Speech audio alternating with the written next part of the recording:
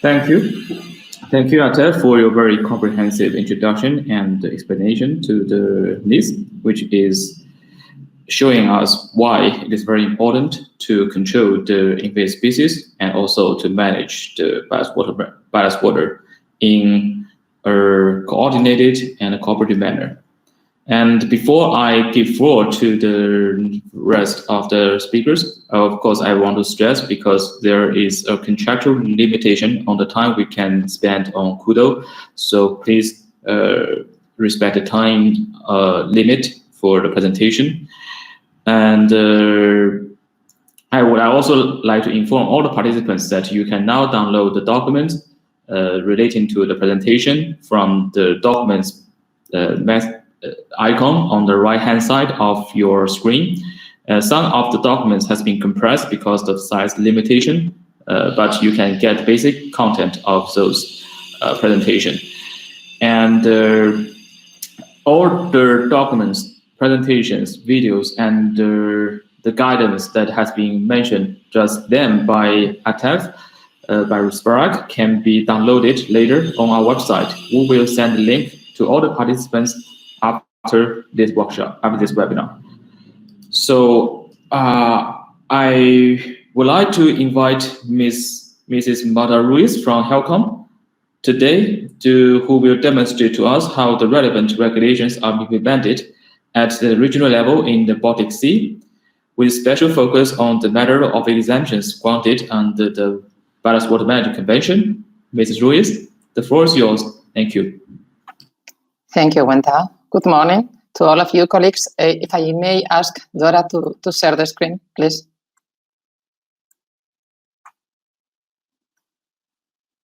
Thank you. So, dear colleagues, first of all, good morning to all of you. It's a pleasure for HELCOM to be here today. My name is Dr. Marta Ruiz, and I work as Associate Professional Secretary in HELCOM. I'm here today to provide you with an overview of the Baltic Sea approach on granting exemptions under the Ballast Water Management Convention. Next, please, Dora.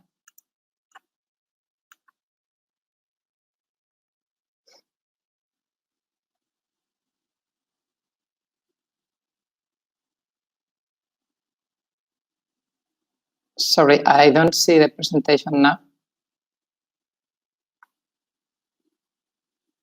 Okay, I will take over the presentation sliding show. Just a moment. Okay, could you? That's fine, thank you. Could you go to the next, please?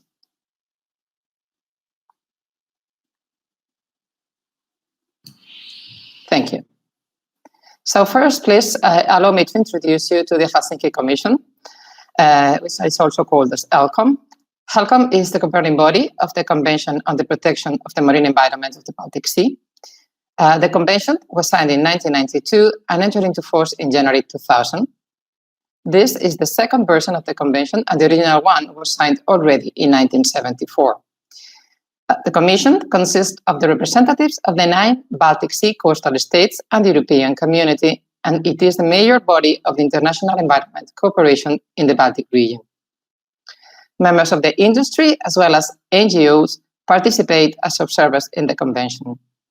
The aim of the convention is to protect the marine environment of the Baltic Sea from all sources of pollution.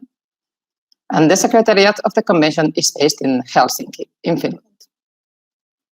It is to be noted that in Annex 4, Regulation 1, the Helsinki Convention already establishes that the contracting parties shall cooperate in the effective and harmonized implementation of rules adopted by the IMO in the Baltic Sea. Next, please.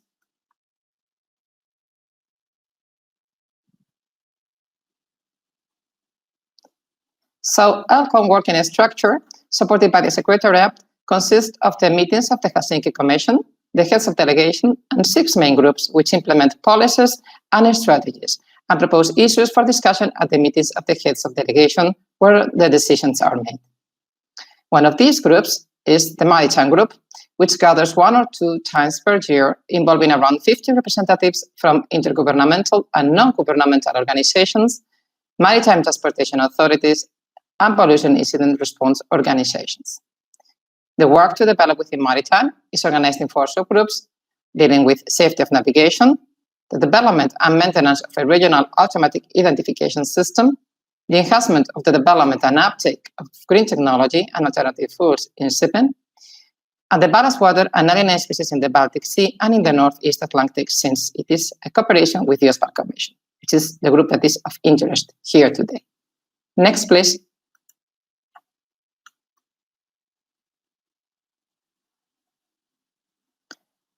So here you can see it's a screenshot of the status of NIS, non-indigenous species, in the Baltic Sea as contained in the second holistic assessment conducted in the region in 2018. We have a core indicator on NIS in the area aiming at a zero primary introduction of NIS due to human activities. And as you can see, we are not there yet. Next, please.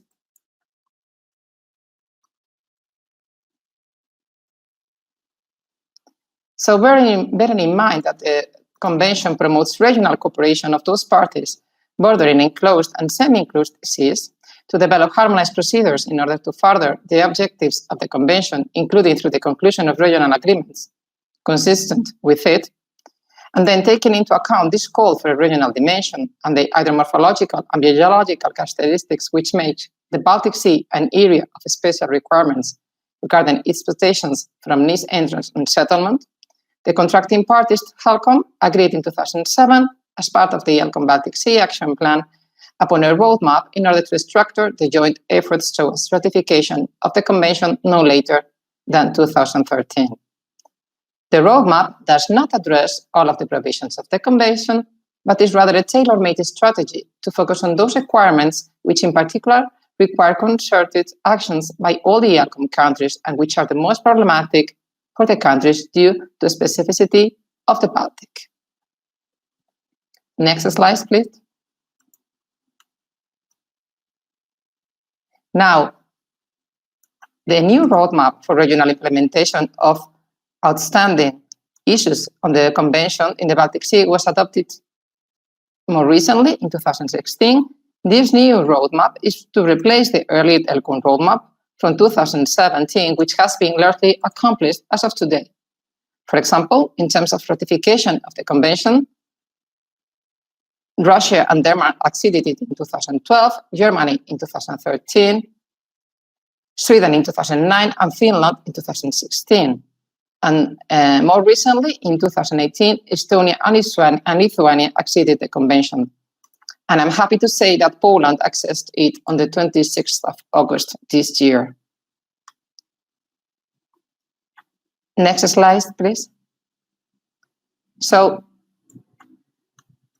focusing on cooperation, there has been an effective cooperation between the Barcelona Convention, the OSPAR Commission, and HELCOM on ballast water exchange to avoid the introduction of non-indigenous species between the ports of the Mediterranean Sea and the ports in the Northeast Atlantic and the Baltic Sea. That cooperation has given birth to 3 voluntary interim guidelines indicating where ballast water is to be exchanged in the combined sea area covering these seas, depending on the route of the ship. You can find them in the slides. Next, please. As you know, under certain low risk conditions, and also has been explained in detail today, the Convention Regulation A4 enables a party to grant exceptions to any requirements to apply Regulation B3 on ballast water management or on C1 on measures additional to those in Section B of the Convention. Bearing this in mind, in 2010, the HELCOM contracting parties agreed on a regional Baltic Sea guidance on these A4 exemptions to ensure a regional efficient implementation. The aim of this guidance was to support transparent and consistent risk assessment for regional sea voyages and to allow a unified Baltic Sea system and exemptions for applying ballast water management requirements in accordance with Regulation A4 of the Convention. Subsequently, the guidance was tested through a project which proves the need of data on NIS and environmental conditions in ports as a prerequisite for carrying out a reliable risk assessment. Next, please. So, in order to fill in those gaps, several regional projects were launched to further develop and operationalize the HELCOM biological service protocols and A4 risk assessment in the Baltic Sea. Alliance 2 provided a proposal for a regional harmonized method for granting exceptions from ballast water treatment for marine traffic in the Baltic Sea already in 2012. This is one of our major projects. Next, please. So focusing on HELCOM OSPAR, focusing on HELCOM OSPAR cooperation, both conventions follow the same aim regarding ballast water, which is the implementation of the Convention for the Benefit of the Sea and Seamen.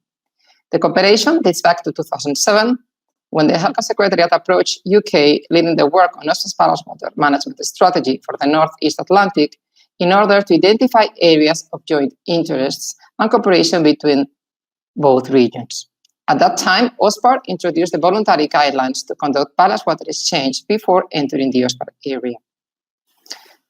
The cooperation between both commissions has continued since then, and in 2012, the joint HELCOM-OSPAR task group on ballast water management exemptions was established to develop a proposal for recommendation for a common framework for both regions on the issue of exemptions, and to further develop existing proposals for the administrative framework for granting exemptions, such as responsibility of providing information for exemptions, time frame for application for an exemption, point of application for an exemption, validity of these exemptions, including additional measures, and access to existing data and/or exceptions. Next, please. So as a, I think, can I ask you to go backwards one, please? Thank you. So as a result of this work, the HELCOM and OSPAR Commission agreed in 2013 on a more comprehensive and detailed joint guidelines on A4 exemptions, which will be under continuous review. Actually, this is the current case, and now it's not called guidelines anymore, but it's called Joint Harmonized Procedure, and it has been produced and it's under the adoption process in HELCOM and OSPAR. This harmonized procedure is applicable again to the contracting parties of both regional commissions and establishes a framework where applicants aiming for a convention A4 exemption in the combined HELCOM and OSPAR marine area should carry out a number of agreed steps. Next, please. As a first step, an A4 application, the applicant should carry out port surveys on alien species in the ports concerned, following the port survey protocol described in the harmonized procedure, or get access to the results of such surveys done by others. This information is to cover each stopover port on the route for which the exemption is applied.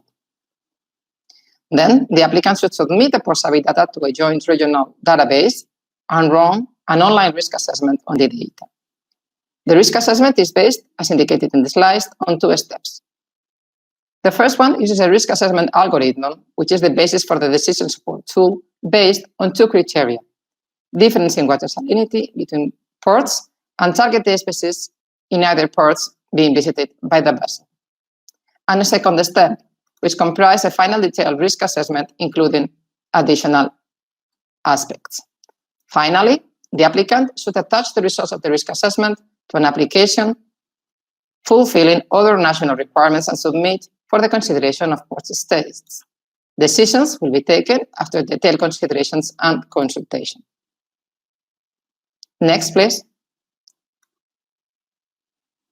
This is just some specific comments to make in relation to the port surveys, which I would like to point out here. The methodology to use enables sampling from land, so therefore you don't need a boat. The methodology has been optimized to ensure reliable and comparable results with minimal codes, thanks to sampling conducted earlier. And last but not least, the port surveys carried out according to the harmonized procedures are regarded as valid for reuse during a period of maximum of 5 years. However, a contracting party may decide on a shorter validity period if necessary. Next, please. And this is an almost ready updated ballast water exchange decision support tool. You can see here a screenshot of it. And here what I want to show you is that we have 27 ports in the tool currently, both from the HELCOM and OSPAR Commission, and one from the Barcelona Convention, since Spain, as you know, is party both to the OSPAR and the Barcelona Convention. The tool, we are finalizing it, its update, and it's ambitious to be ready by the end of this month. Next, please. Here, I wanted to show you what you could see in relation of targeted species in the balance in the decision support tool. As you know, the list of all introduced species in the review that I showed earlier, as well as information on potential but not yet observed species, was used as background information for further consideration, selection, and agreement of the species of particular relevance in the context of the requirements of the Convention. These targeted species are selected based on 3 criteria: human health, economic impact, and environmental impact. They are needs that are likely to impair or damage the environment, human health, property, and resources if they spread to the sea area for which the list was created. And as you can see here, we have a list for the OSPAR, a list for the HELCOM, and a list for an area where both conventions apply. Next, please. This is an image of testing one of the routes, for example, and then this is the type of information you will achieve indicating the risk, which is categorized as high or low, as already indicated. If you go to the next one, you will see the type of report that you can get as output of the risk assessment to further continue with the application process. Can you go to the next, please?